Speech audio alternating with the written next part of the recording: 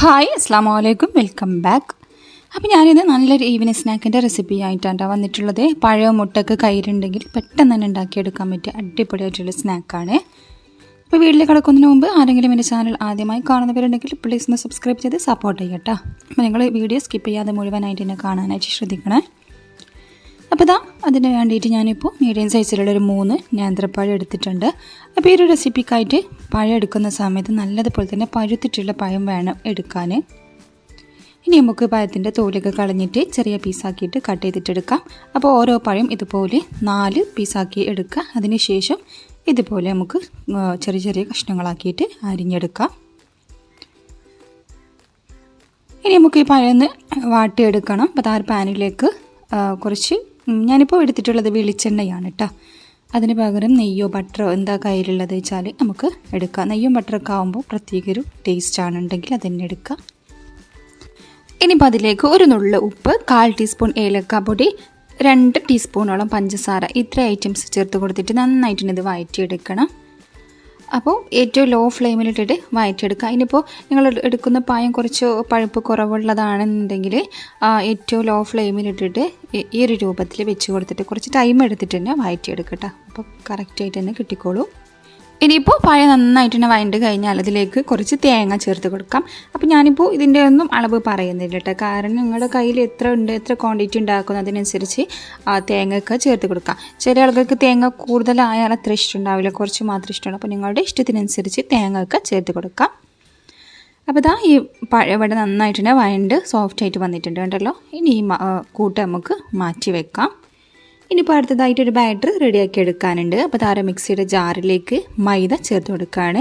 ഞാനിപ്പോൾ ഒരു 1/4 കപ്പോളം മൈദ എടുത്തിട്ടുണ്ട്. ഇനിയിപ്പോൾ ആ മൈദയിലേക്ക് ഒരു കോഴിമുട്ട പൊട്ടിച്ചൊഴിച്ച് കൊടുക്കാം. ഇനിയിപ്പോൾ അതിൻ്റെ കൂടെ തന്നെ ഒരു പിഞ്ച് ഉപ്പ്, പിന്നെ ഒരു 2 ടീസ്പൂണോളം പഞ്ചസാരയും കൂടെ ചേർത്ത് കൊടുക്കാം. ഒരു 1/4 ടീസ്പൂൺ ഏലക്കാപ്പൊടിയും കൂടെ ചേർത്ത് കൊടുത്തിട്ട് ഒരു 1/4 കപ്പ് വെള്ളം കൂടെ ഒഴിച്ച് കൊടുത്തിട്ട് നമുക്ക് നല്ല ഫൈനായിട്ട് തന്നെ അരിച്ചെടുത്ത് വരാം. അപ്പോൾ വെള്ളത്തിന് പകരം പാലുണ്ടെങ്കിൽ അത് ചേർത്ത് കൊടുത്താലും മതി.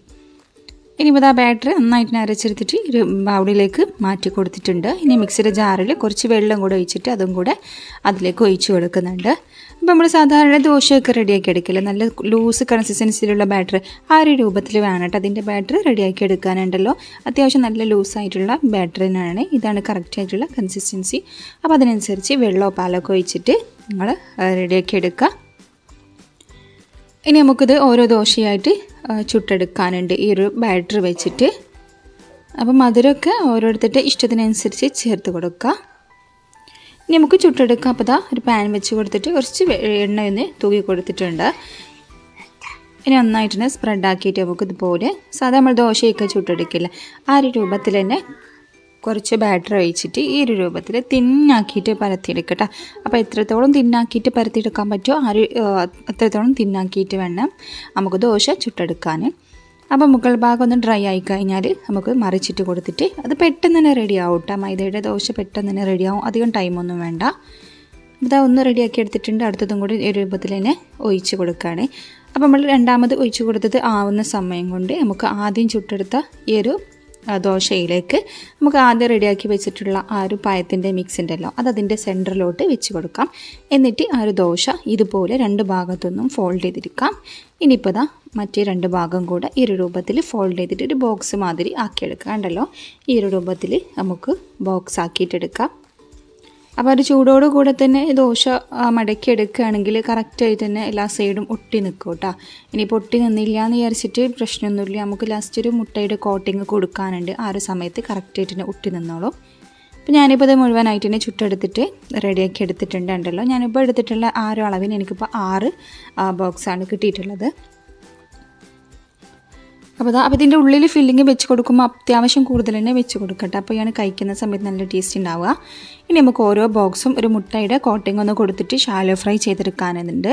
അപ്പോൾ ഒരു പാത്രത്തിൽ ഒരു കോഴിമുട്ട പൊട്ടിച്ചൊഴിച്ച് കൊടുത്തിട്ട് ഒരു 1/4 ടീസ്പൂൺ ഉപ്പും കൂടെ ചേർത്ത് കൊടുത്തിട്ട് നന്നായിട്ടൊന്ന് മിക്സ് ആക്കി എടുക്കുകയാണ്. ഇനിയിപ്പോൾ ഇതിലേക്ക് പഞ്ചസാരയൊന്നും ചേർത്ത് കൊടുക്കേണ്ട ആവശ്യമൊന്നുമില്ല കേട്ടോ. നമ്മൾ ആ ഒരു ദോശയിലായാലും ഉള്ളിലുള്ള കൂട്ടിലായാലും ഒക്കെ നല്ലതുപോലെ തന്നെ പഞ്ചസാര ഉണ്ടല്ലോ. ഇനി ഇതുപോലെ ഓരോ ബോക്സും എടുത്ത് ആ ഒരു മുട്ടയുടെ മിക്സിൽ നന്നായിട്ട് തന്നെ ഒന്ന് കോട്ട് ചെയ്തെടുക്കുക. എന്നിട്ട് ഒരു പാനിൽ കുറച്ച് നെയ്യോ ബട്ടറോ വെളിച്ചെണ്ണ എന്തെങ്കിലും ഒന്ന് ഒഴിച്ച് കൊടുത്തിട്ട് നമുക്ക് ജസ്റ്റ് ഒന്ന് ഷാലോ ഫ്രൈ ചെയ്തെടുത്താൽ മതി. അപ്പോൾ ഓവർ ഓയിലിൻ്റെ ആവശ്യമൊന്നുമില്ല കേട്ടോ. ഓവർ ഓയിലൊന്നും ഇല്ലാതെ നമുക്ക് നല്ല ഹെൽത്തി ആയിട്ടുള്ള സ്നാക്കാണ് ഇത്. കണ്ടല്ലോ, ഈ രീതിയിൽ നന്നായിട്ട് തന്നെ കോട്ട് ചെയ്തെടുക്കുക. അപ്പോൾ നമ്മൾ ആദ്യം ഫോൾഡ് ചെയ്തെടുക്കുന്ന സമയത്ത് ഒട്ടി നിന്നിട്ടില്ല വെച്ചിട്ട് കുഴപ്പമൊന്നുമില്ല കേട്ടോ. ഈ ഒരു ടൈമിൽ നമ്മൾ മുട്ടയിലൊക്കെ കോട്ട് ചെയ്തിട്ട് ഇട്ട് കൊടുക്കുമ്പോൾ നല്ലൊരു കവറിങ് ആയിട്ട് അതവിടെ ഉണ്ടാവും.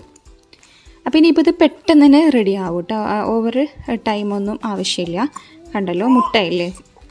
അപ്പോൾ നമുക്ക് പെട്ടെന്ന് ഇതിൻ്റെ കളറൊക്കെ ഒന്ന് ചേഞ്ച് ആയി കഴിഞ്ഞാൽ നമുക്ക് തിരിച്ച് മറിച്ചിട്ട് കൊടുത്തിട്ട് 2 ഭാഗവും ഒന്ന് ആ ഒരു കോഴിമുട്ട വേവിച്ചെടുക്കാം. അപ്പോൾ മീഡിയം ടു ലോ ഫ്ലെയിമിൽ വെച്ചിട്ട് ഈ ഒരു സ്റ്റെപ്പ് ചെയ്തെടുത്താൽ മതി കേട്ടോ. തീ കൂട്ടി വെക്കണ്ട. മുട്ടൊക്കെ ആയതുകൊണ്ട് പെട്ടെന്ന് തന്നെ കരിഞ്ഞു പോകാൻ ചാൻസ് ഉണ്ട്. അപ്പോൾ ഉണ്ടല്ലോ, ഈ ഒരു രീതിയിൽ നമുക്ക് ചെയ്തെടുക്കാം. അപ്പോൾ കറക്റ്റായിട്ട് തന്നെ മുട്ടയൊക്കെ നിന്നിട്ടുണ്ടാവും കേട്ടോ, ആ ഒരു കോഴിമുട്ടയൊക്കെ വെന്ത് വരുമ്പോൾ. ഇനിയിപ്പോൾ ഇതിൻ്റെ സൈഡ് ഭാഗമൊക്കെ നമുക്കൊന്ന് മൊരിച്ചെടുക്കണം എന്നുണ്ടെങ്കിൽ തിരിച്ചും മറിച്ചും സൈഡൊന്ന് വെച്ച് കൊടുത്താൽ മതി. കണ്ടല്ലോ, ഈ ഒരു രീതിയിൽ 2 സ്പൂണോ ഫോർക്കൊക്കെ വെച്ചിട്ട് ഇതുപോലെ നമുക്ക് 4 സൈഡും ഒന്ന് ജസ്റ്റ് ഒന്ന് മൊരിച്ചെടുക്കാം. അപ്പോൾ അതിൻ്റെ ആവശ്യമൊന്നുമില്ല കേട്ടോ. 2 സൈഡൊന്നും മറിച്ചിട്ടാൽ തന്നെ നമുക്ക് കറക്റ്റായിട്ട് തന്നെ വെന്ത് കിട്ടിക്കോളും. വേണമെന്നുണ്ടെങ്കിൽ ഇതുപോലെ ചെയ്തെടുക്കാം. ഇനിയിപ്പോൾ ഇതാ മുഴുവനായിട്ട് തന്നെ ഫ്രൈ ആക്കി എടുത്തിട്ടുണ്ട്.